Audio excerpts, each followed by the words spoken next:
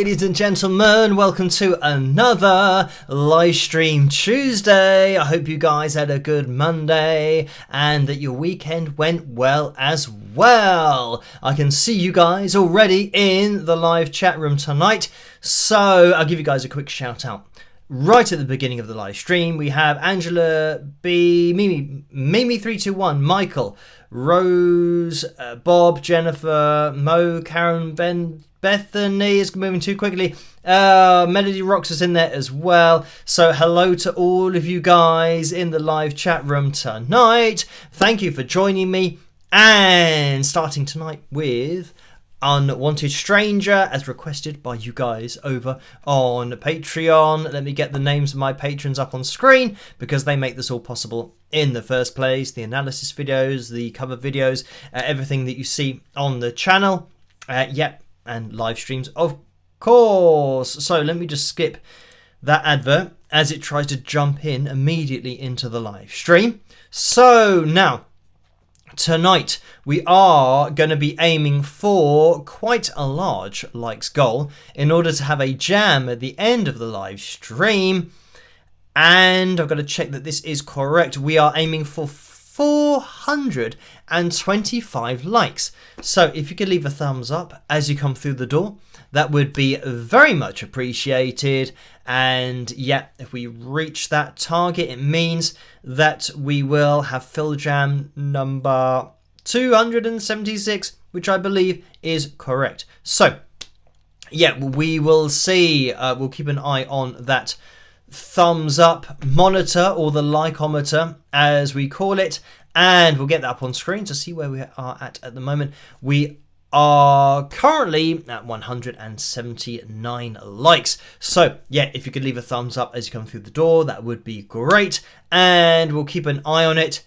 I always say that when we get to 200, that's a good start for the live stream.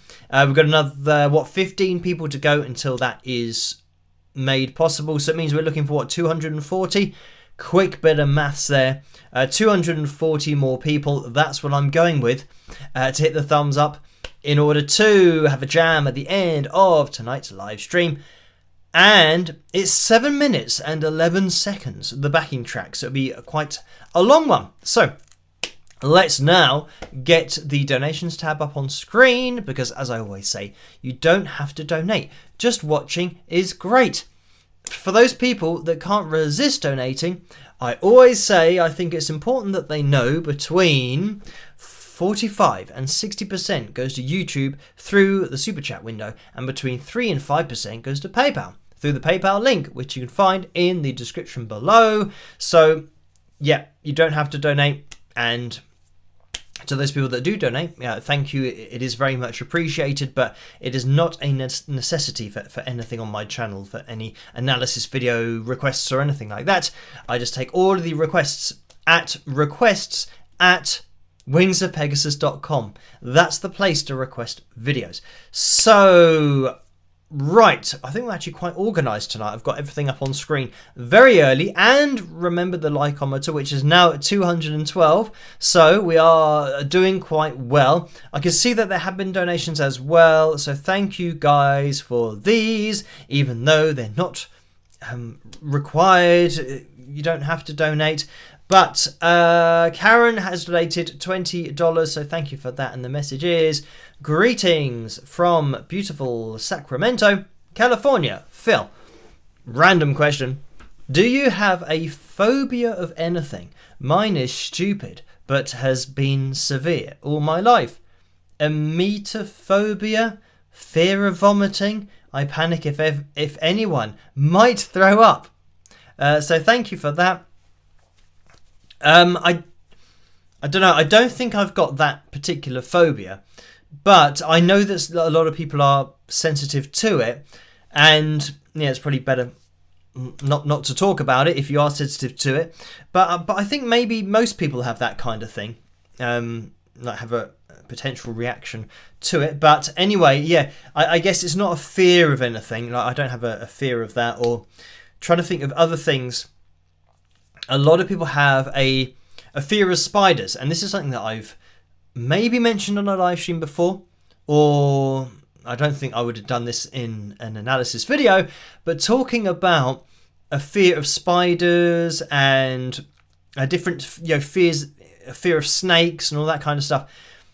I think generally, like, having a fear of those things, I think goes back to previous generations and our ancestors, where depending on where you lived, there might well be a spider that can kill you. There might be a snake that can kill you. And it might have killed humans in the past. So therefore, it's a totally legitimate fear of something that might end your life and therefore the end of your species, if there are a lot of said animals that then take over the planet.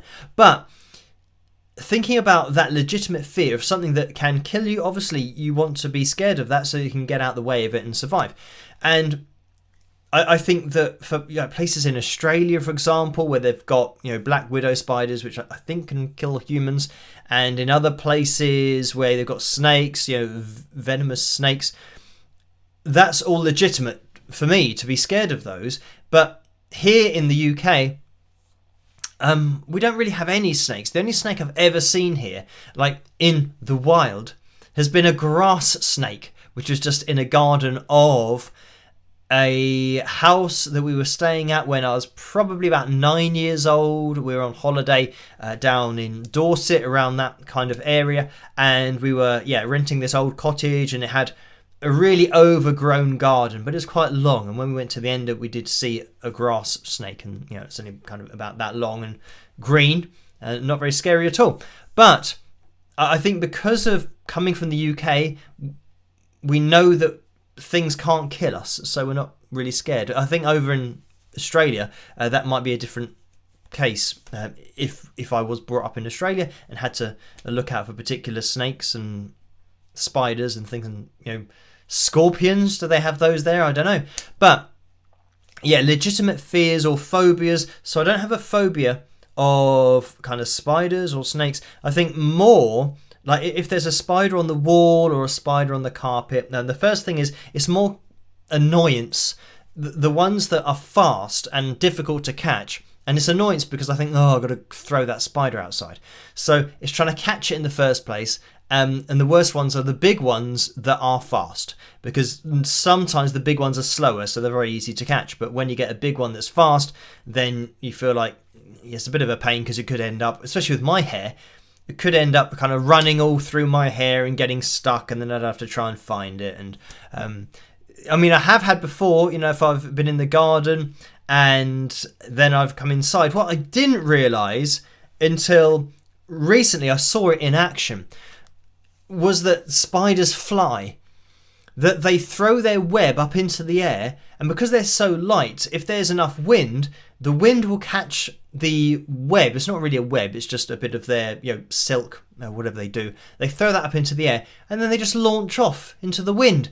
So when I've sometimes gone outside to I don't know, put the bins out, something like that, and then I come inside, and then I realise that I've got a spider, just doing a little web down here, or at least kind of just descending. I think, well, how did that get there?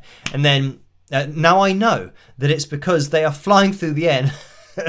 Of course, they might find my hair very interesting, but rest assured, I do get rid of them before. But I guess if I had a fear of spiders, then that might kind of freak me out more. But I just kind of grab the web and kind of slowly go near a plant or something and just kind of hook the web over it. And this is another thing, that you've got to make sure that you hook it over something so that it's now stuck to the plant, and you don't throw it away because it's still stuck on you wherever it is. So then you'll be running away and you're just dragging the spider along behind you, still connected. So I don't have a phobia of spiders or snakes. When I was at school, there was a person that came to the school who brought lots of snakes with them. Obviously, it's, I think, somebody from some kind of sanctuary with maybe snakes, different exotic animals. There might have been a lizard there as well. But anyway, the person had snakes, and we could go up and kind of stroke the snake. And there was only one that was quite big.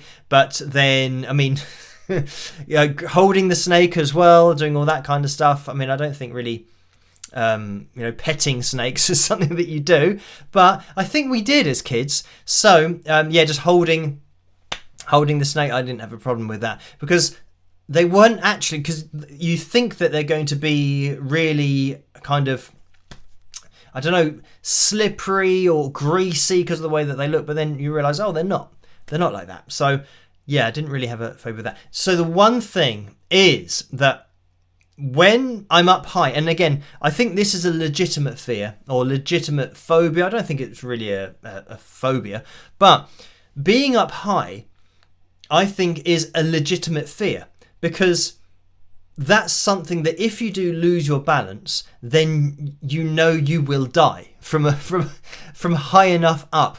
So yeah, for me that's legitimate. So if somebody has a phobia of, well, here in the UK, spiders, then that isn't really legitimate because they can't kill you. But being up really high is a dangerous situation to be in. So I think most people have that when you are up high, and especially when you're not expecting it. You might be on, say, the 40th or the 50th floor of a block of flats, and you've just gone up in the lift, so you don't really know how high up you are. So then you get off the lift and you go into the flat or whatever, and then you just have, maybe one of the windows open, and you go over to the window to have a look out, and then you see how high up you are, and it's just maybe a brick's worth of distance between you and that drop. So then when you look out, I think everyone has that kind of, or at least I do, that focus problem, where your eyes can't really take in the distance,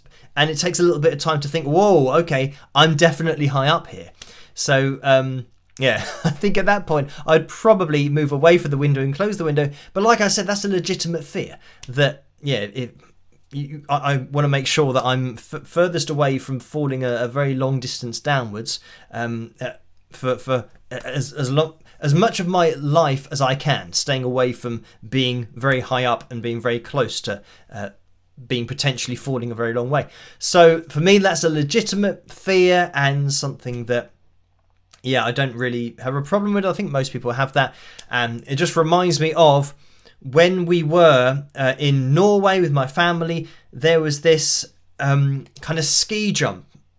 What is it called? I can't remember what it's called, but it's, in the Olympics where they go down, is a really, really long kind of ramp that they then go off the end of, and it's the skiers have to try and hold their form and travel the furthest distance. I almost got what it was there.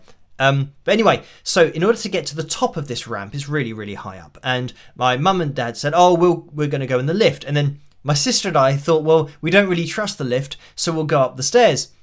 And now what we didn't realise was this going up or coming down? I think it was maybe going up. Anyway, we didn't realise that the higher we got, the worse condition the stairs were in, to the point where some were about kind of this thick because they were so worn away. And we think, well, people must not be using these stairs. But of course, for my sister and I, we were quite...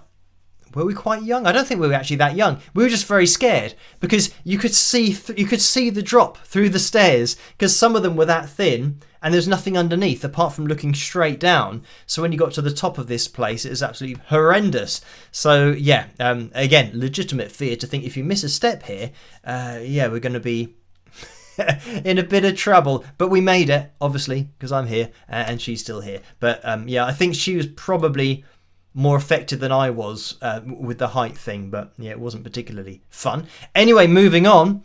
Thank you for that, Karen, and Valhalla's donated $10 as well. £10. Thank you for that, and that's a straight up donation. Jennifer's donated $7. Thank you for that. And the message is @Phil. Would you ever speak at or play at a friend's funeral? Did you think you would be friends with Winger? Thanks. So thank you for that. And would I play at a friend's funeral?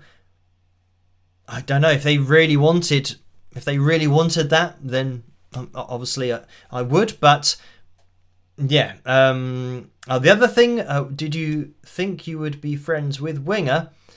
I don't know if I ever thought that I'd be friends with Winger, and technically I'm not friends with Winger, even though I'm a big fan of the band and Kip, but our paths have never crossed directly yet.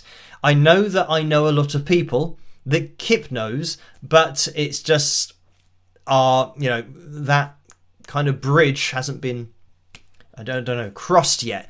So yeah, we'll see what happens in the future, and anything's possible because we do move in very similar circles. But thank you for that, Jennifer.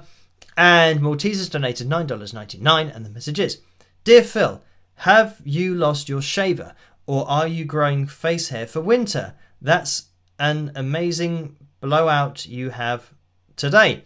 So thank you for that. And I don't know what a blowout is, but maybe it's a hair-related thing. I'm not sure. And yeah, I mean, as for hair, I don't know what it's doing today. It's just doing what it was wanting to do. And earlier, it was doing even more of what it wanted to do, curling in all different directions and looking very stupid. So then I just kind of wet my hair and dried it very quickly. And it just is what it is. It's seemingly random as to what happens with my hair. So if that's what that means. And also, now, with my facial hair, it's always a case of the busier I am, the longer my facial hair gets, because I just don't have time to shave.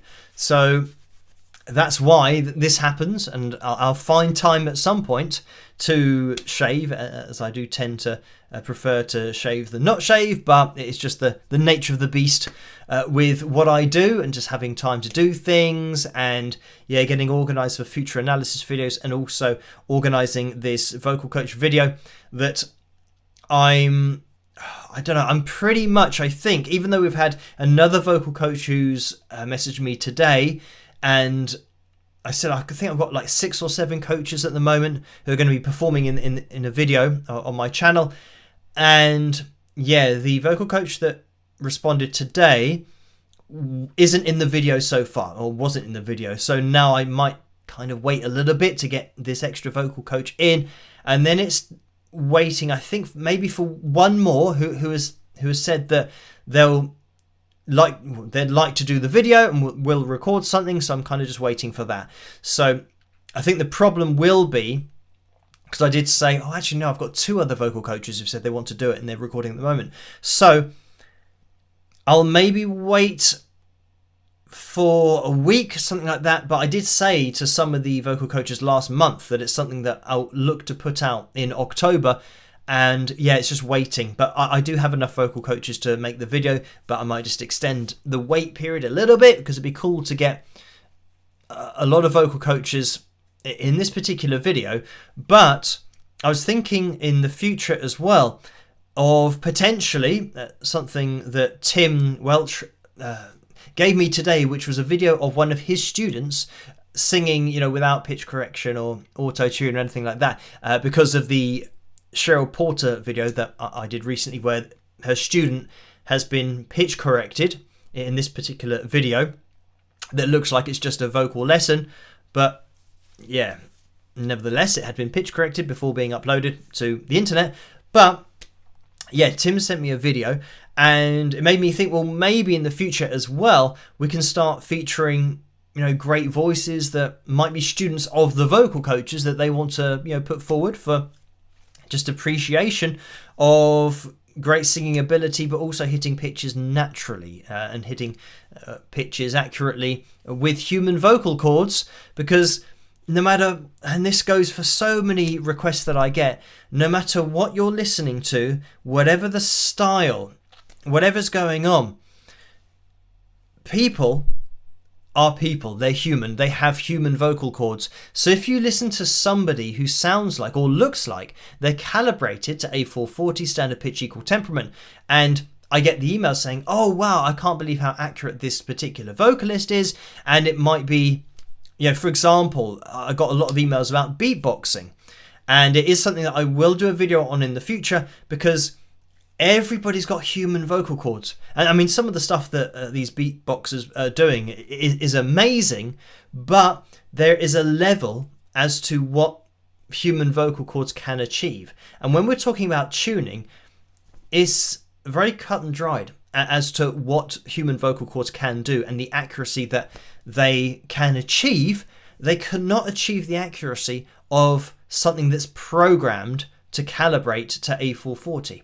Human vocal cords can't do that, and they'll never be able to do that. So yeah, I get a lot of requests, lots of different genres, but when people say, oh wow, this is amazing, you know, I know that you check out really accurate vocalists and pitch corrected, auto-tune, but check out this person because they're the most accurate I've ever seen. It's always that there's a reason why it's the most accurate you've ever seen, because it's being calibrated. So yeah, I'll be looking at maybe that over the next couple of weeks. There'll be a video that's looking at something that's a little bit different, but also breaking down why it sounds the way that it does and comparing it maybe with a live performance, so you can hear what it actually sounds like live and then what you get to hear on YouTube, which isn't necessarily a true representation and isn't a replication of what you might hear from a live performance. They'll be totally different. But anyway, right, we have had some donations in the PayPal window, so thank you guys for these. And Cindy donated £20, so thank you for that. And the message was, hi Phil, your analysis of Joe Walsh was quite sad. Given that the episode of Live from Daryl's House originally aired in 2012 and this video was only uploaded in 2024, I wonder if the pitch correction has been done well after the fact, and he may not have even known. So thank you for that. And yeah, that video that we had on Sunday with Joe saying about technology and how everything's made by computers now, and then if you've seen my video, it then goes to show him performing with the heaviest pitch correction, if not auto-tune on his voice. So he's saying about he doesn't like technology, and then the next performance is a total contradiction of what he's saying. And I don't know, I feel like if this was originally aired in 2012 and now it's been uploaded in 2024, if it were a new edit for 2024, it would not be that bad, because they would apply a subtle pitch correction to his voice and not something that's so heavy that it sounds like auto-tune. But then go back 13 years, that to me sounds like a 2012 application of pitch correction, where it wasn't as subtle and the technology wasn't as advanced, so it was just getting stuck on lines all the time, and producers seemingly couldn't really get their head around making it sound natural and were just snapping it to A440. So it would be interesting to see the original that was aired in 2012 to see if that is still on there. But I think you might have had to have been watching it as it was released back in 2012. I haven't seen it on YouTube anywhere, or haven't been able to find that particular performance anywhere other than the 2024 upload. But it would be great to be able to cross-reference that. I've got a feeling that it probably was applied in 2012. And just because of the way that it's been applied, it is so heavy-handed, and it sounds like it's been applied when the technology wasn't as advanced, because it is so obvious. So yeah, bit of a shame. And as I said in that video, it really does show that everything's broken in the music industry. When we're talking about artists and artistry, you can have somebody whose artistic vision, and the reason they're writing their songs is because they don't agree with some of the technology that's being used. And then that artistic vision of that artist is being contradicted by somebody else in a studio, like a producer. So you think, well, being an artist, you should be able to present your art the way you want it to be presented. Say, look, this is the song, this is how it goes, I'm going to perform it, and here it is. Whereas at the moment it's, this is my song, I'm going to perform it, and here it is. The producer says, okay, I'll take that, I'm going to now make it sound how I want it to sound according to my ideals, and I'm then going to release it. So now it's got the producer's artistry on there, or what the producer thinks it should sound like. So you think, well, that's not how artistry works. So yeah, a fundamentally broken system if that's what we're doing, taking somebody's art and then just thinking, yeah, but I'm going to change that a bit before it's then released publicly. And I always go back to that woman who decided to decided to change the drawing or the painting of Jesus somewhere, and it was while I think the official restoration people weren't available at the time, or maybe they'd left the church for maybe a week, and that's when she went in and decided that she could now restore this painting, and it was absolutely awful. And that's effectively what we've got in the music industry. Somebody has like an amazing, artistic picture that they've made. Only in music it's going to be audio, but they've made this amazing thing, and it sounds great, and at least it's a true representation of their artistry, and we see that. So then before that's released, somebody else comes in with their paintbrush and goes, oh yeah, that looks good, but I think I can just make it a bit better. And then it ends up looking like it looked. And I don't know how to describe how that picture of Jesus looked, but yeah, it's difficult because it is kind of half human, half bear, maybe, because the hair all kind of blended and it all looked very weird. So yeah, that's what we've got now. And it's amazing that that's happening to artists, legacy artists and artists who have had the kind of career of Joe. That Joe Walsh effectively doesn't have a say over how his live performances sound, especially considering that we know he disagrees with that and what's been applied to it. So yeah, very weird. But I mean, nothing surprises me now in the music industry. But hopefully we can kind of spread the word a bit so at least people understand what's going on. If people first understand it, there's a way back from it, or at least we can go down another avenue that's a little bit more,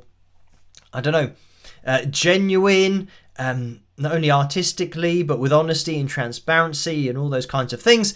That the awareness is the first thing that needs to happen. And this is why when people say to me, why don't you do the videos that you did 8 years ago or something, just looking at performance and breaking it down. And those videos that I did so many years ago, it's great to look at old performances that were great, but that's not going to change the future of the music industry, because everyone's now, and I know on the channel, everyone's now comparing auto-tuned artists and auto-tuned live performances, post-pitch corrected live performances, miming and lip-synced performances. They're comparing those with the videos and the performances that I used to watch and explain and point things out about. And for me, I need to make as many people know as possible that you cannot compare the videos now to the ones or the performances that I was looking at, because those artists were genuinely doing it. So I've got to let as many people know as possible that what you're watching now, all of these performances that people say, oh wow, it's amazing, see reaction channels that are saying, wow, I can't believe it, this is the most amazing performance of this song that I've ever seen, or since this particular artist back in 1970. But people don't know that the reason it sounds so accurate is because it is pitch correct, or all the singers using auto-tune live, they weren't doing it back in the day. So yeah, this is why I feel like as much as I could just be doing those videos, video in, video out, I can't sit here and just allow all of the future of the music industry, effectively, just keep on going downhill and going to this point where everyone's seeing the voices that aren't real and are comparing those to the voices that were real. So yeah, this is why I think as a musician, as an artist myself, is something that I can't just sit by and look at old performances while knowing that the future of the music industry, we're only ever going to hear a 440 standard pitch equal temperament from vocals, because it's an industry standard now. So you think, well, now with AI coming in, if I'm just sitting back and letting that all happen, I think, well, what's going to happen to the next generation of musicians, singers? Are they all going to be replaced by AI? And people don't know what's AI, don't know what a real voice is, and all that kind of stuff. I think it's, hopefully in the future, something that if I can spread the word about it, then at least people will have the option to say, right, I love AI vocals and I love really heavily tuned vocals, and they can go and listen to that. But then for the people that say, I don't like that, what are my choices in today's music industry? I want there to be a choice for those people. I don't want it all just to be, there's no choice. And you just have to keep listening to all the tracks from 1960s, 1970s, and there will be no new artists that are as good as those artists used to be, and as inventive and as unique, because every artist is now on A440, and that's just what they're calibrated to. So every vocalist has exactly the same accuracy. So that's why very much I want to get the word out there about authentic vocal as well. And if you guys want to subscribe to the Authentic Vocal YouTube channel, that's at Official Authentic Vocal on YouTube, and over on Instagram it's at authentic.vocal.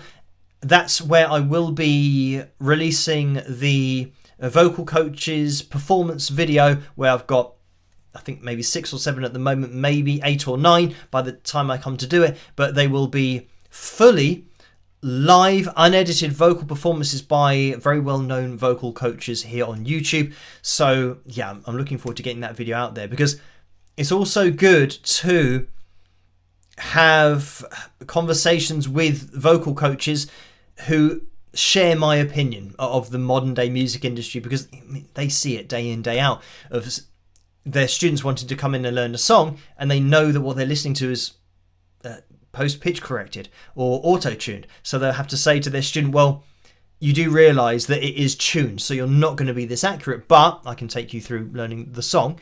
So it's good to have like-minded individuals, especially vocal coaches, here on YouTube, and just to put them all in a video, and for us to appreciate them as coaches, but also their voices independently. So anyway, thank you for that, Cindy. And Paul donated $5 as well. Thank you for that. And the message is, catch up crew for me tonight.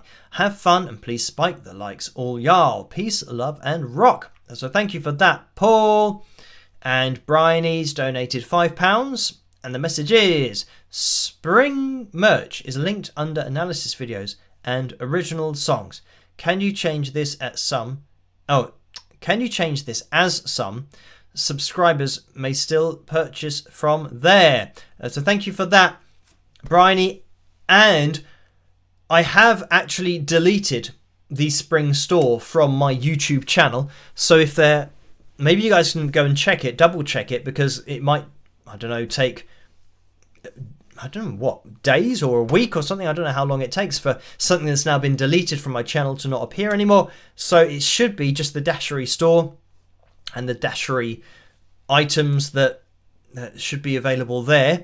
And unfortunately I still haven't received the money that I should have done from spring, so I don't know where that money is going to end up. But anyway, Mo says, I subscribed to your second channel, Authentic Vocal, so thank you for that. And right, let me just move on to the next donation. Nicole donated £15.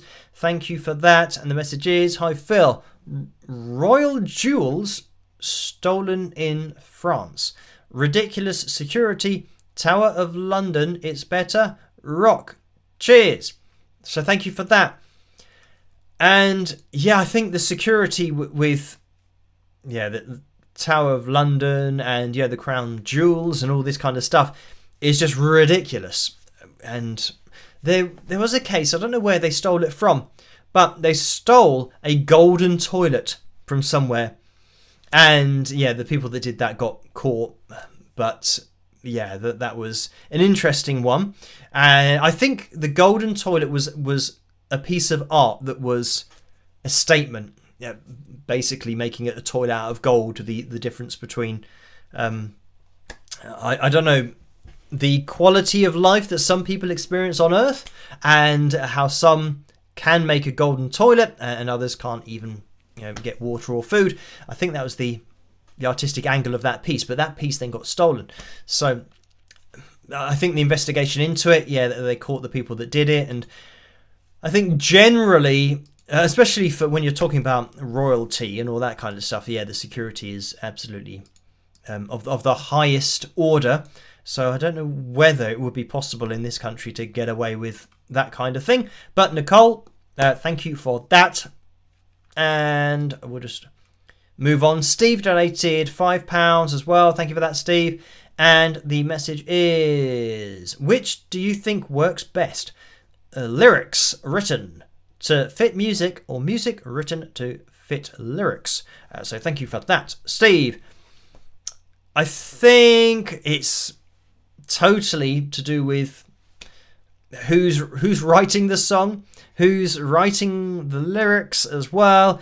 And the example that always comes to mind, or at least into my mind, is Bernie Taupin and Elton John, and having a partnership that works so well with, huge hits, and Elton being able to take the lyrics and just put it to music. And yeah, I mean, a lot of it is, I mean, for me personally, because I'm a guitarist, I always start on guitar and have chords and then come up with a melody over the top of the chords and then try to piece together the words that I want to fit into that melody. And then you're choosing particular words that you feel go well with the cadence of the melody that you're singing. So you've got to find, words that have the correct amount of syllables and all that kind of stuff. But going the other way, like Sir Elton would take lyrics and make a song out of those and kind of blend what he's doing musically and melodically with the words so that it all fits again with that cadence and having the right amount of syllables in the melody that he's come up with. So yeah, it's all very clever, but it works both ways. That there are great artists who write the music first, have a melody, and then write their lyrics. And some people that just kind of either do it all themselves, or there might be a lyricist who then works with a musician, and they piece it together, as in the case that I've just given. But I think both ways work best. It depends. It's totally subjective. For me, it works kind of music first, lyrics second, but I'm sure for other people it might work the other way around. Now, if you are an AI artist, then it certainly works the other way around. Because if you're trying to create a song from nothing, you can just write a few words. As I gave in the Suno example, the guy said, I mean, all you need to do is have one word and you can write a song. So, yeah, I mean, I think that's crazy to think that all you need to do is to be able to think of I think everyone can think of a word. So then when you have a song that's been created by a word and you've got nothing else that you've put into it, I think it's a bit of a stretch to say that that is your song. It isn't your song, it was your word. The song was taken from hundreds of thousands, if not millions, of other musicians and other people's songs that's then been put together. It was their creativity that created that song. You gave a word. And so, yeah. Now, I don't think anyone's ever going to buy a song that is somebody saying one word and that's it. So there's got to be some kind of melodic content in there, and just writing a word doesn't have that. But anyway, let's not get into all that again. Vicky's donated £17.85, so thank you for that, Vicky. And the message is, just wanted to start the live with a small donation of appreciation. We love you, Phil. So thank you for that.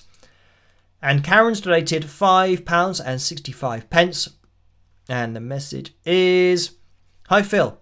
You brought up an interesting topic about spiders. There are superstitions about killing spiders. Most commonly that it will bring bad luck, rain, and or loss of money. Do you consider yourself superstitious in any way? I'll admit I am a bit. Thanks for all you do, Karen. Not particularly, but something that I've grown up with. And I think you just... whatever superstitions you learn about, you then take on. So whenever tempting fate saying, oh, well, at the moment, everything's going really well and I haven't had this happen.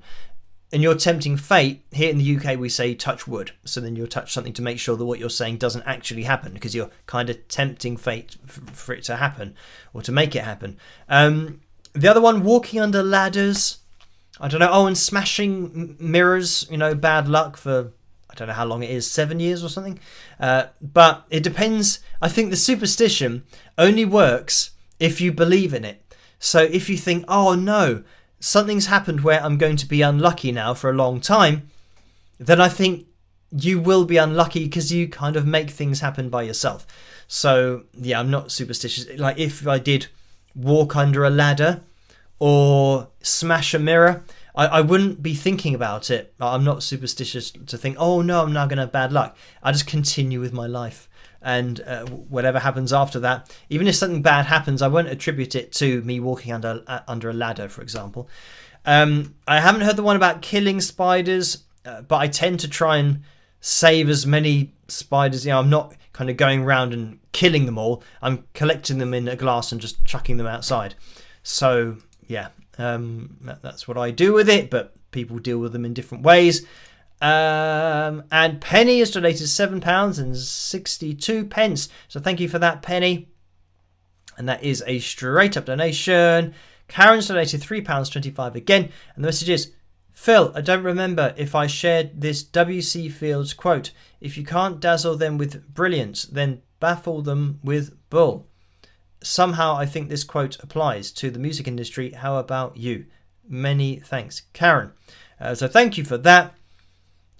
And yeah, I don't know. I think it depends what you're talking about, because there will be some people who might not know about particular things and then try and explain things.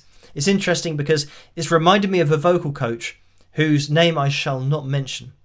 But this particular vocal coach was in an interview being asked about, very much what I'm involved with here, about, tuning and A440 standard pitch equal temperament and all these different things. And the vocal coach clearly didn't know what it was all about. And yeah, it kind of then turns into that, to kind of baffle the interviewer with different terms, which by the way were incorrect, and different numbers and frequencies, and saying a lot of things that actually, when people are watching it who know about it, such as myself, saying lots of things that are fundamentally wrong. But obviously the interviewer doesn't know about A440 standard pitch equal temperament, and is just taking what this particular vocal coach is saying.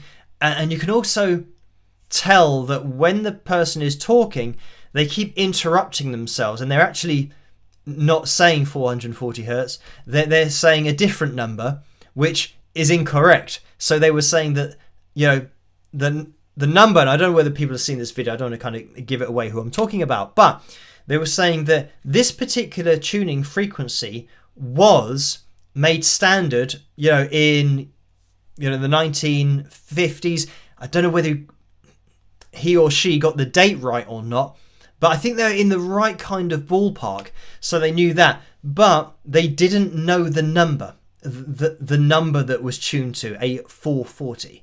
They kind of got the wrong number, and then they got a bit...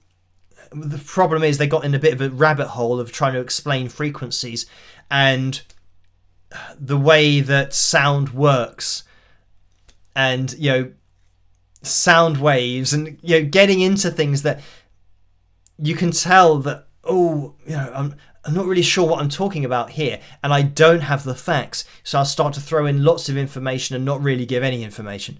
So I don't know, I think trying to baffle people, there'll always be people that know what you're talking about, or what you should be talking about, and they can tell that you obviously don't really know what you're talking about, because you wouldn't be making fundamental errors with the actual tuning that you're talking about. You're referring to something that everybody knows is A440, or should I say people that know that it's A440. So saying anything other than 440 as the frequency is going to unfortunately not work particularly well. Anyway, moving on from that, it is rife in the music industry, kind of all over the place. People not really knowing what they're talking about and just saying lots of words. Anyway, Dawn's donated £3.58, so thank you for that, Dawn, and that is a straight up donation. So we are going to be jumping into the super chat window, and by the way, quick plug of that thumbs up button and the likeometer. If you guys haven't hit that thumbs up yet, if you could, it'd be very much appreciated, because we're aiming for 425 likes in order to bust out the guitar and have a jam. At the moment, we're at 361. So that means we're looking for 63? Is that? It might be 63 more people that we're looking for in the live chat room. So if you could hit the thumbs up, that would be great. And it's approaching. It's actually approaching 5 to midnight here in the UK. So yeah, not too much longer of the live stream to go. Right. Let's see if I can find where we got to in the donations window. And I think it's Jennifer who donated $7, so thank you for that. And the message is, Phil, dumb questions. Do the artists like Joe? No, it is being pitch corrected, and if a lot of singers banded together, would they be able to get rid of? So thank you for that. And I mean, the conclusion that I made at the end of my analysis video on Sunday was that Joe, I think he can't be so against it and still know that it's going on, because then where do you go from there, from a music industry perspective or an artistry perspective, if somebody's kind of denying, it's almost like that intentional ignorance of pretending that they don't know what's going on, but actually they do. So I don't think it was a case of that. And if singers banded together, I did have a question about this, where somebody said, "Hi Phil, is it possible for someone to go through a pitch corrected vocal and unpitch correct it to what it would have been originally?" That's impossible. You'll never be able to do that, unfortunately, because as soon as you pitch correct a vocal, you're creating a new file that is totally unrelated to the one that you had previously. That previous vocal will never see the light of day, and there's nothing that you can do to that pitch corrected vocal to get it back to that, because it's a totally new file. So yeah, it is very much like me recording a vocal and then recording another vocal, now hitting different notes and trying to turn these two audio files into the same audio file. It's never going to happen. They are totally separate. The only way of getting the original vocal is going to the original recording and hearing the original feed, the original vocal that was recorded into the microphone without the pitch correction added to it. But for anything released publicly, that pitch corrected vocal is always going to be pitch corrected. They're never going to release the original audio officially to say, oh, this is what it sounds like now, pitch corrected, and here's the original, and now you can hear why we had to pitch correct it.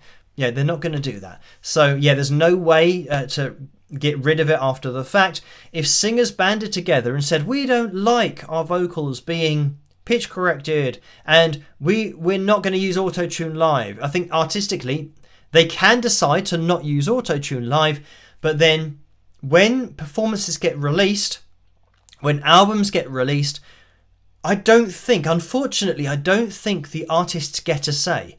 It's the record label that decides what's going to happen to the artist's sound. So, yeah, as much as singers might say, oh, we don't agree with that, the record label will say, oh, well, okay, we're going to find somebody else that doesn't mind us moving their voice around. And, they can say, well, we can pick anyone. You don't even have to be that good at singing. We can just pick someone who looks great, and they can use auto-tune live, if not lip sync and mime. But at best they can use auto-tune live, and then all of the recordings can obviously be pitch corrected, and it then sounds like they can sing really accurately. So that's the thing nowadays, that if you do say I don't want to have that on my voice, you'll just get dropped, because the record label they own you. You're just an entity that makes their money. So they can replace you with another entity because they've got the technology to tune that new person's voice to hit the same notes that you were hitting because they were tuning your voice in the first place. So, yeah, that's the problem. But anyway, let me skip this advert. And Diamond Girl donated $5. Thank you for that. And the message is, golf, Stokes and wine make for a great vacation week. Thank you for everything. Wings of Pegasus. So thank you for that. Is it golf strokes and wine? Maybe. I don't know. It might be something I haven't heard of before, Stokes. But I'm assuming like a stroke in golf is taking a shot. So yeah, if you take lots and lots of strokes on a golf course, it's not particularly good. And that's what I think. Oh, maybe golf, comma, Stokes. Maybe it's something. Maybe there should be a comma after golf. I don't know. But thank you for that, Diamond Girl. Oh, I don't know. That there's a term for cigars that sounds a little bit like that, but I can't remember what it is. Because I remember somewhere in the back of my mind, Arnold Schwarzenegger calls his cigar something, and it might sound similar to that word. But anyway, I'm going to just say golf strokes. Thank you for that, Diamond Girl. Karen donated $5 as well. Thank you for that. The message is, superstitions. I rescue black kitten cats because they get tortured, especially around Halloween, and are put to sleep first. I'm on my third, and they're sweet. So thank you for that. And is a kitten cat the same as just a cat? Because here, if a black cat crosses your path, it's good luck. So we don't, again, superstition thing. But yeah, we're kind of the opposite there. So I don't know why people would be torturing black cats and putting them to sleep. Well, they wouldn't be doing that here in the UK. You want to get as many black cats crossing your path as possible to be really lucky in the future, if you believe in that kind of thing. So anyway, Mimi321 says stogies. So kind of sounds similar. So maybe golf, maybe it is strokes. Thank you for that. Diamond Girl for the golf strokes thing, and Mimi321 for the clarification. I'm just going to end the poll for tonight's cover video because it looks like it's... I'm waiting for it to come through. Parisian Walkways with 51% of the vote. So we are going to be jumping into my version of the Gary Moore Classic. So I hope you guys enjoy this. And by the way, look, we need 43 more people to hit the thumbs up before the end of the live stream. So we are up against it. But if you can hit that thumbs up, we'll try and rally as many people together as we can so that we can bust out the guitar after this cover video, and we'll see what happens. But I hope you enjoy this, and I'll see you after a rock.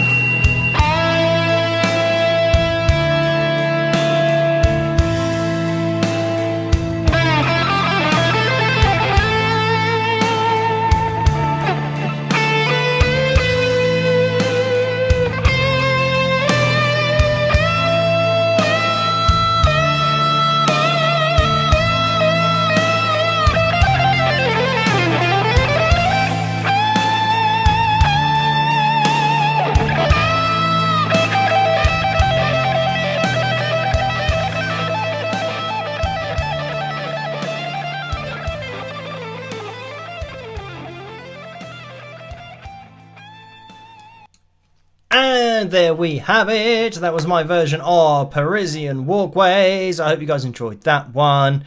And thank you for requesting that over on Patreon and for voting for that as tonight's cover video. That was up against More Than Words tonight.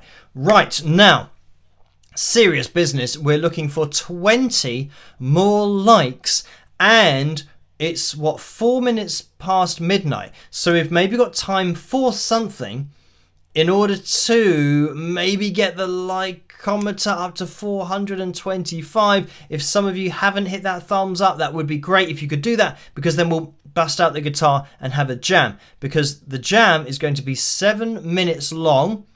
So maybe we can jump into something else, but I can see there's just been a donation that's come in from Jennifer, who donated $5. So thank you for that. And the message is, Phil, last dumb questions. Do you wish Gary had heard your cover version?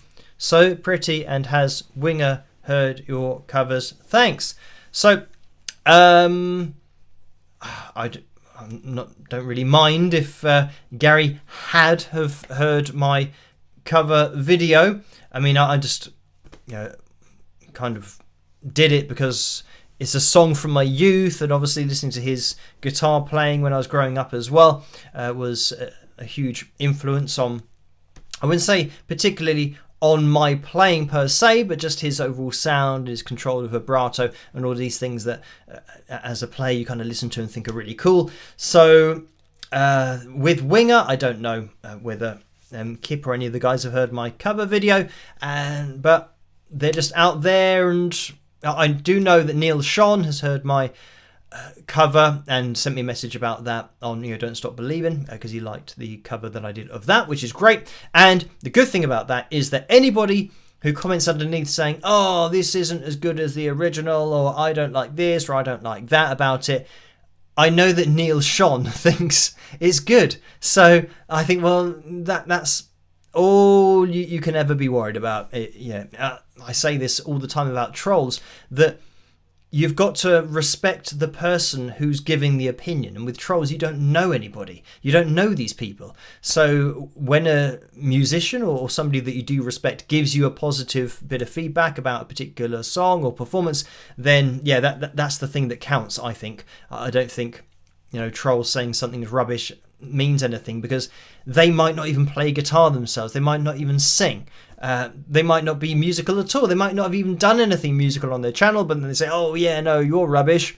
You think, well, you've got to know what you're talking about in order to kind of, be able to analyze it or be able to judge it effectively. Because if you don't have any experience in it, then you can't really judge it. The people that actually either were in the band or wrote the song, those kinds of people will definitely be able to judge how well or how badly you've done a particular song or cover. So anyway, yes, 5 more people in order to have the Phil Jam for tonight. So we're only looking for 5 more in order to have a Phil Jam. I think we might actually make it Phil Jam number 276. And I might actually start getting this organised on the left-hand side. Should I grab the guitar? We're looking for 4 people. We're looking for 1 person to hit the thumbs up. I'm keeping an eye on the screen because we are getting close. There we go. We've hit the goal for tonight. And my lead is stuck everywhere. It's stuck everywhere it could possibly be stuck, getting caught underneath the chair. And right, anyway, let's now click on this. Thank you guys, by the way, for hitting the thumbs up. It's very much appreciated. We'll bust out the guitar and turn on the mic and zoom out here so we can see a bit more of what's going on. And we're on. Did I click on the right thing? Perfect teaser just advert.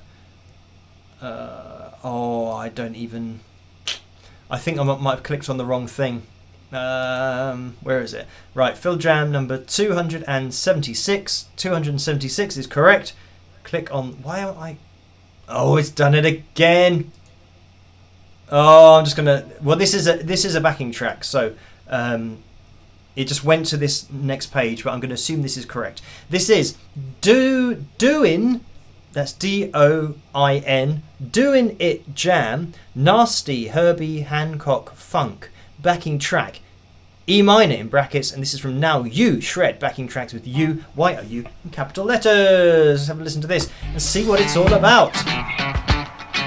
Oh, funky.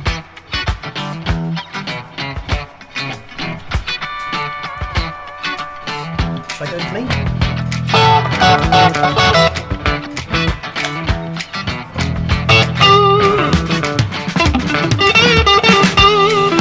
Can you hear this?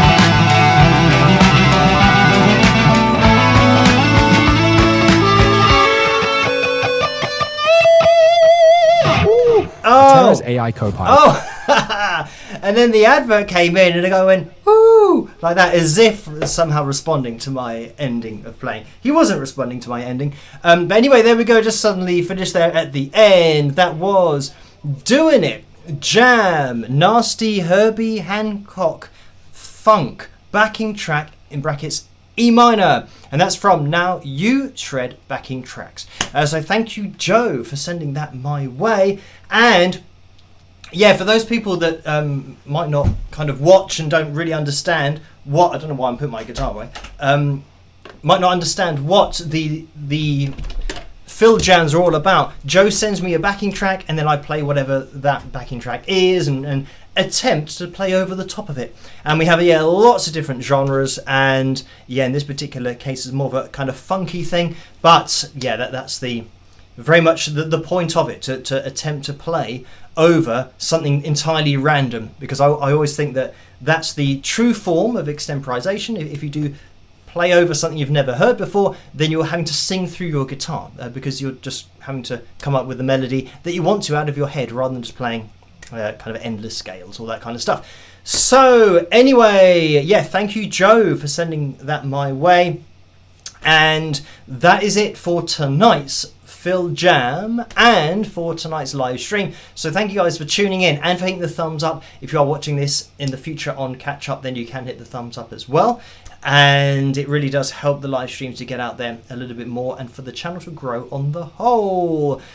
So I'm going to be here with another video tomorrow night, and look out for that one. You're going to want to watch it because it was a particular performance that I've been asked a lot about, probably over the last 3 or 4 weeks, maybe even longer than that. But yeah, I will be doing a video tomorrow night. Look out for that. Live streaming Saturday night, of course, as well. So yeah, if you could join me on Saturday, that would be great as well. And we might be able to have another Phil Jam. Who knows, if we get enough thumbs up. So all that's left for me to say is try to stay as safe and as sane as possible in this crazy world in which we live. Have a fantastic rest of your week, and I will catch you guys at the next one. Rock!